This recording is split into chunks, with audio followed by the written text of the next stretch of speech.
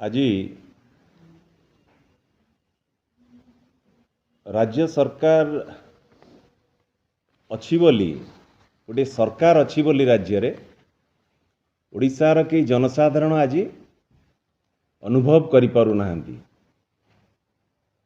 आकु बारंबार आज आकु आमे कहूना आज 4.5 कोटी जनसाधारण आज अनुभव करुचंती जे राज्य रे आउ कोनोसी सरकार बोली गोटे किछि नाही।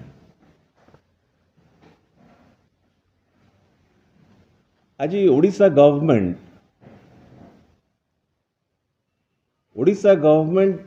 today is facing a triple failure. Odisha government today it's facing a triple failure. गोटी है economic opportunity failure, governance failure आ गोटे सिक्योरिटी फेल्योर।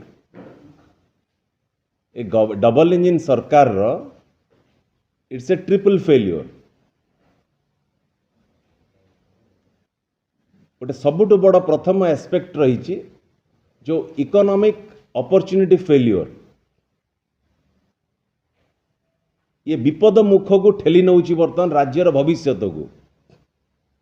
कहीं जोटी जिते राज्यर युवक मानकर भविष्यर कथा उठे